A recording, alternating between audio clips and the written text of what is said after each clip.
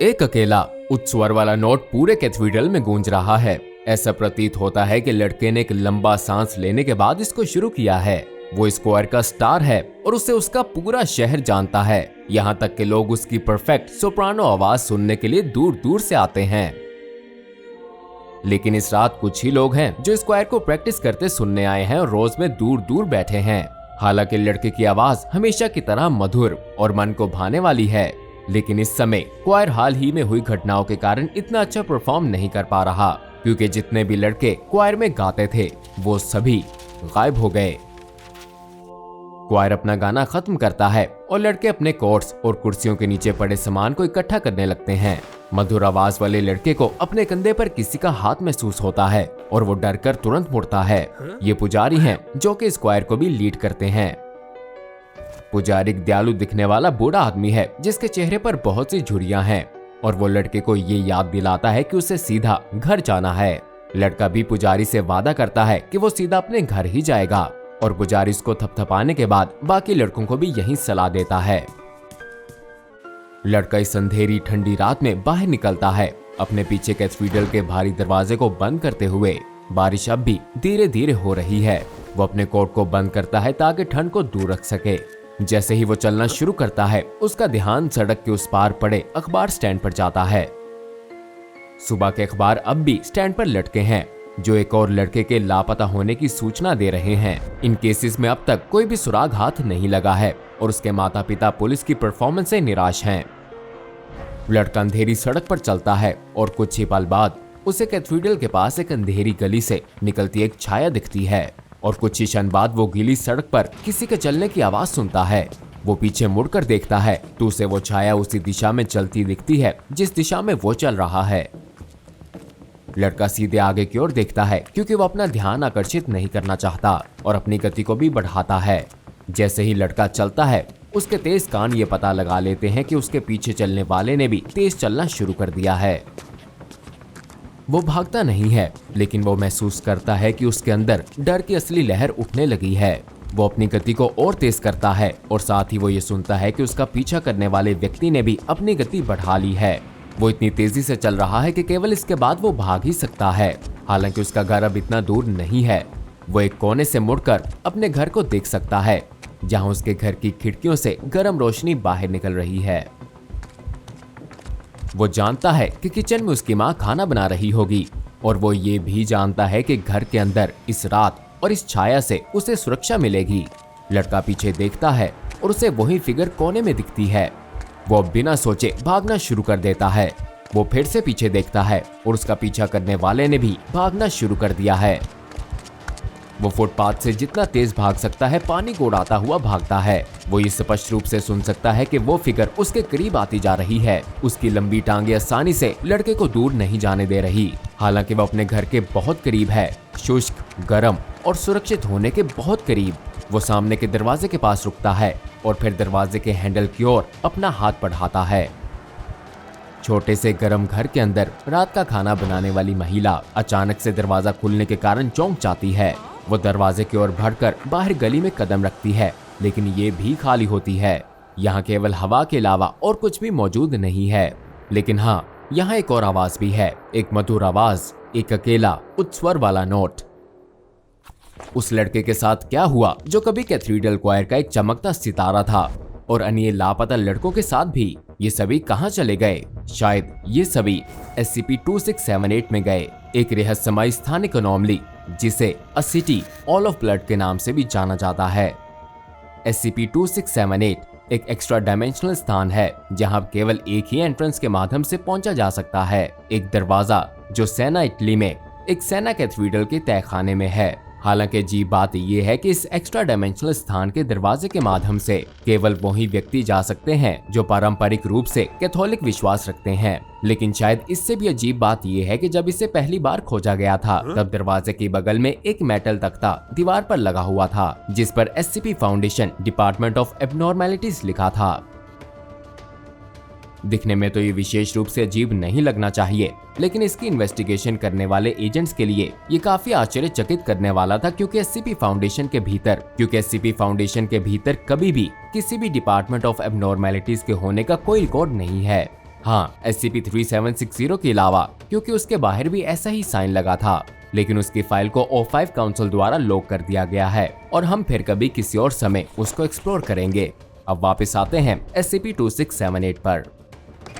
Catholic विश्वास रखने वाले व्यक्ति जो SCP-2678 स्थान में प्रवेश करते हैं वो पाएंगे कि वो एक छोटे तंबू जैसी जगह पर आ गए हैं, जो एक प्रकार की फॉरवर्ड ऑपरेटिंग बेस प्रतीत होती है, जिसे इस अकेले हवा में खड़े दरवाजे के चारों ओर बनाया गया है। यह आउटपोस्ट बिल्कुल खाली है, लेकिन फिर भी यहाँ जीव वस्तुएं हैं। बायोमेडिकल लेबोरेटरी ग्रेड रेफ्रिजरेटर है जिसमें खून और हड्डियों के कई नमूने हैं, विभिन्न प्रकार के ऑडियो रिकॉर्डर्स जो पुराने वैक्स स्ट्रिप मॉडल से लेकर मैग्नेटिक टेप मशीन्स तक हैं, और एक कंप्यूटर टर्मिनल भी जिसे जब चलाया जाए तो ये फाउंडेशन के क्रीडेंशियल्स मांगता है। हालांकि इस कंप्यूटर को एक्सेस करने के सभी प्रयास विफल रहे हैं, क्योंकि इसमें जितने भी कोड डाले गए सभी को इनसफिशिएंट क्लियरेंस के कारण अस्वीकार कर दिया गया। आउटपोस्ट के अंदर एक पूर्व अज्ञात कोरल प्रीलूड का एक स्कोर भी पाया गया जिस पर सुल गोलगोटा लिखा था, जिसे जब इटालियन से ट्रांसलेट किया गया तो उसका अर्थ निकला ऑन गोलगोथा, मतलब गोलगोथा पर। और गोलगोथा एक पहाड़ी का नाम है जिस पर बाइबल के अनुसार जीसस क्राइस्ट को सूली पर चढ़ाया गया था। तंबू में मिलने वाला आखिरी वस्तु एक कंकाल था। हालांकि हिप बोन और फोरआर्म बोन सहित कई हड्डियां गायब थीं।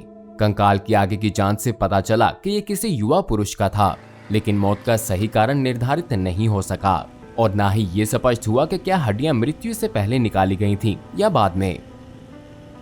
आउटपोस्ट से बाहर निकलने पर SCP-2678 विजिटर्स ये पाएंगे कि वो एक विशाल शहर की बाउंड्री पर खड़े हैं जो एक रेड ऑरेंज वॉइड के बीच में उड़ रहा है। ये शहर वास्तव में विशाल है, जिसे आकार में 300 स्क्वायर किलोमीटर से अधिक मापा गया है, और ये पूरी तरह से कैथेड्रल्स, पैलेसेस और चर्चेस, जिन सभी पर इटालियन गोथिक स्टाइल का आर्किटेक्चर है, उससे बना है।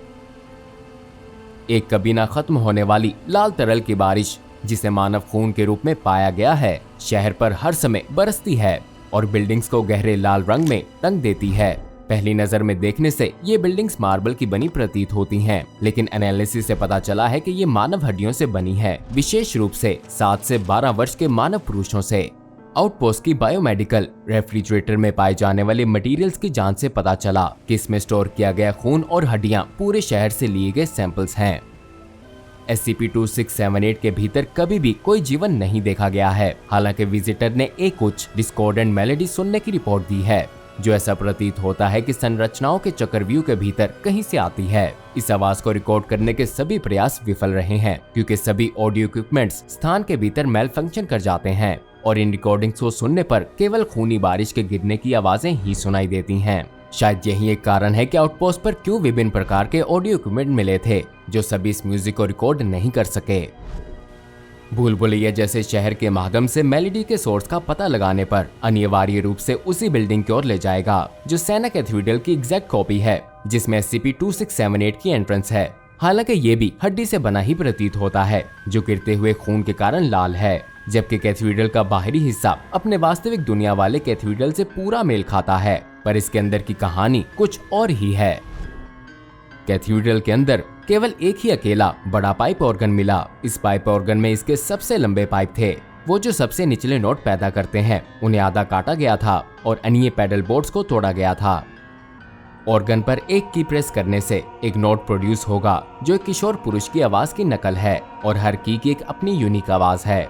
एक सामान्य पाइप ऑर्गन की तरह एक नोट को तब तक बनाए रखा जा सकता है जब तक की दबी हुई है। हालांकि एक समय के बाद ऑर्गन से निकलने वाली आवाज में गड़बड़ाहट सुनाई देती है। यह निर्धारित करने के कई प्रयास किए गए कि ऑर्गन कैसे नोट्स बनाता है, लेकिन सभी विफल रहे, क्योंकि ऑर्गन में किसी भी प्रकार का विंड बॉक्स, बेलोस या ब्लोअर नहीं होता है, जो सामान्य रूप से पाइप के माध्यम से हवा को स्थानांतरित करता है। SCP-2678 के भीतर इस ऑर्गन का आवाजें पैदा करने के अलावा एक और प्रभाव भी होता है। जब भी किसी नोट को बजाया जाता है, बाहर होने वाली खूनी बारिश नियमित बारिश के पानी में बदल जाएगी। इससे कोई फर्क नहीं पड़ता कि नोट को कितनी देर तक दबाया गया है, लेकिन बारिश का पानी साफ ही गिरेगा। हालांकि बिल्डिंग कभी भी नहीं धुलेंगी और हमेशा लाल रंग में ही रंगी रहेंगी। ये निर्धारित करने के लिए कि ऑर्गन कितने समय तक एक नोट को बनाए रख सकता है, कुछ टेस्ट किए गए और C7 की को 20 मिनट से अधिक समय के लिए दबाया गया था। इस दौरान आवाज गाती रही और जैसे जैसे समय बढ़ रहा था, आवाज में तनाव और घबराहट सुनाई दे रही थी। अंततः 23 मिनट पर ये की टूट गई और फिर कभी इससे नोट को प्रोड्यूस नहीं किया जा सका। टूटी हुई की को जब ऑब्जर्व किया गया तो ये पता चला कि इस टेस्ट के कई दिनों बाद तक इसमें से खून गिरता रहा। SCP-2678 में भेजे गए विजिटर्स और एजेंट्स के व्यवहार में परिवर्तन देखे गए हैं और वर्तमान में इसे परिकल्पित किया गया है कि ये ऑर्गन म्यूजिक के सुनने के कारण है। साइकोलॉजिकल चेंजेस में क्वायर म्यूजिक के लिए बढ़ती हुई प्रशंसा, संरचित धर्म में एक मजबूत विश्वास, विशेष रूप से अथॉरिटी फिगर्स के लिए, और कम विश्वास उनके लिए जो किसी लोअर सोशल या इकोनॉमिक स्टेटस से हैं, और SCP फाउंडेशन के फेलो मेंबर्स द्वारा किए गए अपराधों की रिपोर्ट करने की अनिच्छा शामिल है। ये परिवर्तन परमानेंट प्रतीत होते हैं क्योंकि अब तक समय के साथ लुप्त होने का इनका कोई प्रमाण नहीं मिला। दुर्भाग्य से इस रहस्यमयी और अननर्विंग स्थान को समझने में कोई प्रोग्रेस नहीं हो सकी और ना ही ये कि डिपार्टमेंट ऑफ एबनॉर्मैलिटीज का इन फॉरवर्ड ऑपरेटिंग बेस के भीतर क्या मतलब हो सकता है, और इसी कारण कुछ समय के लिए आगे की सभी एक्सप्लोरेशंस को रद्द कर दिया गया है। सीना कैथेड्रल के तहखाने में लगे इस दरवाजे के एंट्रेंस को एक बार फिर से एक बुक शेल्फ द्वारा छुपा दिया गया है, और जिस आसानी से इस एक्स्ट्रा डायमेंशनल स्थान को फाउंडेशन ने कंटेन किया है, उसके परिणाम स्वरूप इसे सेफ क्लासिफाई किया गया है। आपको क्या लगता है कि SCP-2678 वास्तव में क्या है? खून और हड्डी के इस अजीब शहर का निर्माण किसने किया? क्या इसे किसी व्यक्ति द्वारा बनाया गया है? आपकी थ्योरी क्या है? मुझे कमेंट्स में जरूर बताइएगा। और फिर इसके बाद SCP-783 There was a crooked man देखें, एक और अनोमली जो एक बहुत आसानी से भयानक डायमेंशन में ले जाने की क्षमता रखती है। और हाँ, चैनल को सब्सक्राइब करना और नोटिफिकेशंस ऑन करना मत भूलिएगा।